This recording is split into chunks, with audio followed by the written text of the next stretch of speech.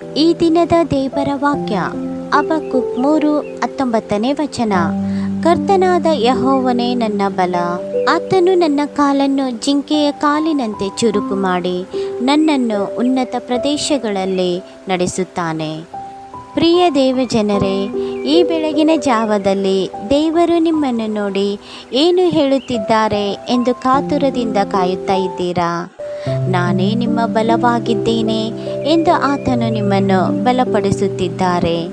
ನೀವು ಬಲಹೀನರಾಗಿದ್ದೀರಾ. ಎಷ್ಟು ಆಹಾರ ಸೇವಿಸಿದರೂ ನಮ್ಮ ಶಾರೀರಿಕ ಬಲಹೀನತೆಯ ಬಗ್ಗೆ ದೇವರು ಹೇಳುತ್ತಿಲ್ಲ. ಮನುಷ್ಯನು ರೊಟ್ಟಿ ತಿಂದ ಮಾತ್ರಕ್ಕೆ ಬದುಕುವುದಿಲ್ಲ, ದೇವರ ಬಾಯಿಂದ ಹೊರಡುವ ಪ್ರತಿ ಮಾತಿನಿಂದಲೂ ಆತನು ಬದುಕುತ್ತಾನೆ ಎಂಬುದಾಗಿ ನಾವು ವಾಕ್ಯದಲ್ಲಿ ನೋಡಿಕೊಳ್ಳುತ್ತೇವೆ. ಆದ್ದರಿಂದ ಈ ಸಮಯದಲ್ಲಿ ನೀವು ಎಷ್ಟೇ ಬಲಗುಂದಿ ಹೋಗಿದ್ದಾಗಲೂ, ನೀವು ಮಾನಸಿಕವಾಗಿ ಬಲಗುಂದಿ ಹೋಗಿದ್ದಾಗಲೂ, ಆತ್ಮಿಕವಾಗಿ ಬಲಗುಂದಿ ಹೋಗಿರಬಹುದು, ನೀವು ಶಾರೀರಿಕವಾಗಿ ಬಲಗುಂದಿ ಹೋಗಿರಬಹುದು. ಆದರೆ ದೇವರು ಈ ಬೆಳಗಿನ ಜಾವದಲ್ಲಿ ನಿಮ್ಮನ್ನು ನೋಡಿ ಹೀಗೆ ಹೇಳುತ್ತಿದ್ದಾರೆ, ನಾನು ನಿಮ್ಮನ್ನು ಬಲಪಡಿಸುವ ದೇವರಾಗಿದ್ದೇನೆ. ನಿನ್ನ ಕಾಲುಗಳಲ್ಲಿ ಬಲ ಇಲ್ಲವೇ? ಜಿಂಕೆಯನ್ನು ನೋಡು. ಜಿಂಕೆ ಯಾವ ರೀತಿ ಚುರುಕಾಗಿ ಅತಿ ವೇಗವಾಗಿ ಓಡುತ್ತದೋ ಅದಕ್ಕಿಂತಲೂ ಹೆಚ್ಚಿನದಾಗಿ ನಾನು ನಿನ್ನನ್ನು ಬಲಪಡಿಸುತ್ತೇನೆ ಎಂಬುದಾಗಿ ದೇವರು ಹೇಳುತ್ತಿದ್ದಾರೆ. ನಾನು ಎಷ್ಟು ಪ್ರಯತ್ನ ಪಟ್ಟರೂ ನನ್ನ ಜೀವಿತ ಉನ್ನತ ಸ್ಥಾನಕ್ಕೆ ಹೋಗುತ್ತಾನೇ ಇಲ್ಲ. ನಾನು ಕುಂದಿ ಹೋಗುತ್ತಿದ್ದೇನೆ. ನನ್ನ ಪ್ರಯತ್ನ ಅದು ವಿಫಲವಾಗುತ್ತಿದೆ. ನನ್ನಿಂದ ಏನೂ ಸಾಧ್ಯವಿಲ್ಲ, ನಾನು ಇರುವುದೇ ವ್ಯರ್ಥ ಎಂಬುದಾಗಿ ನೀನು ಈ ರೀತಿ ಚಿಂತೆ ಮಾಡುತ್ತಿರಬಹುದು. ನಿನ್ನ ಬಲದ ಮೇಲೆ ಆತುಕೊಳ್ಳಬೇಡ, ದೇವರ ಬಲವನ್ನು ಆತುಕೋ. ದೇವರನ್ನು ಈ ದಿನದಲ್ಲಿ ನೀನು ಕೇಳಿಕೋ.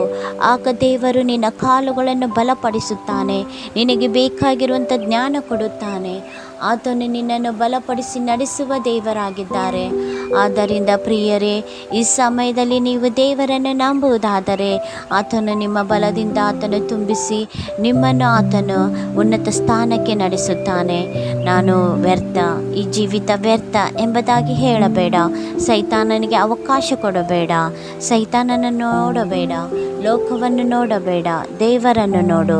ದೇವರನ್ನು ನೀನು ದೃಷ್ಟಿಸುವುದಾದರೆ ದೇವರು ನಿನ್ನನ್ನು ಉನ್ನತ ಸ್ಥಾನಕ್ಕೆ ನಡೆಸುವ ಆತನಾಗಿದ್ದಾನೆ. ಈ ಸಮಯದಲ್ಲಿ ಈ ವಾಕ್ಯವನ್ನು ನೀವು ನಂಬುವುದಾದರೆ ನನ್ನೊಟ್ಟಿಗೆ ಹೀಗೆ ಪ್ರಾರ್ಥಿಸಿ. ಅದ್ಭುತ ಸ್ವರೂಪನಾದಂಥ ದೇವರೇ, ಅಪ್ಪ, ಈ ಬೆಳಗಿನ ಜಾವದಲ್ಲಿ ಅಪ್ಪ ಸ್ವಾಮಿ, ಯಾರ್ಯಾರು ರಾಜ ನಾನು ಬಲ ಸಾಲದು, ನಾನು ಎಷ್ಟು ಪ್ರಯತ್ನ ಪಟ್ಟರೂ ನನ್ನ ಜೀವಿತ ಅದು ವಿಫಲವಾಗುತ್ತಾ ಹೋಗ್ತಾ ಇದೆ. ಎಲ್ಲಿದ್ದೇನೋ ಅಲ್ಲೇ ಕೆಳಗೆ ನಾನು ಜೀವಿಸುತ್ತಾ ಇದ್ದೇನೆ. ಇತರರಾದರೂ ನನಗಿಂತ ಮುಂಚೆ ಹೋಗಿ ಅವರು ಉನ್ನತ ಸ್ಥಾನಗಳನ್ನು ಪಡೆದುಕೊಂಡು ಒಳ್ಳೆಯ ಜೀವಿತವನ್ನು ಜೀವಿಸುತ್ತಾ ಇದ್ದಾರೆ.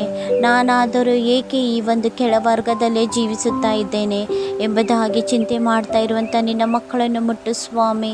ಅಪ್ಪ, ಅವರು ಸ್ವಂತ ಬಲವನ್ನು ಆಧಾರ ಮಾಡಿಕೊಳ್ಳದೆ ದೇವ, ನಿಮ್ಮ ಬಲದ ಮೇಲೆ ಜೀವಿಸೋ ಹಾಗೆ ನೀವು ಅವರನ್ನು ಬಲಪಡಿಸ್ರಿ ಕರ್ತರೆ. ರಾಜ, ಅವರನ್ನು ಸ್ವಾಮಿ ಕರ್ತನೆ ನಿಮ್ಮ ಚೈತನ್ಯದಿಂದ ತುಂಬಿಸಪ್ಪ. ಅವರು ನಿನ್ನಲ್ಲೇ ಉಲ್ಲಾಸದಿಂದ ಸ್ತುತಿಸಬೇಕಪ್ಪ. ಯಾವ ರೀತಿ ಹಬಕ್ಕೂಕನು ಸ್ವಾಮಿ ಕರ್ತನೆ, ಆತನ ಅಂಜಿರೋ ಇಲ್ಲದಿದ್ದರೂ ದ್ರಾಕ್ಷಾಲತೆ ಇಲ್ಲದಿದ್ದರೂ ನಾನು ಯೆಹೋವನಲ್ಲಿಯೇ ಆನಂದಿಸುವೆನು ಎಂಬುದಾಗಿ ಹೇಳುತ್ತಾನು ಸ್ವಾಮಿ. ಅದೇ ರೀತಿಯಾಗಿ ಸ್ವಾಮಿ, ಇಂದು ನಾವು ನಿನ್ನಲ್ಲೇ ಆನಂದಿಸೋ ಹಾಗೆ ಅಪ್ಪ ನೀನು ನಮ್ಮನ್ನು ಬಲಪಡಿಸು ಸ್ವಾಮಿ.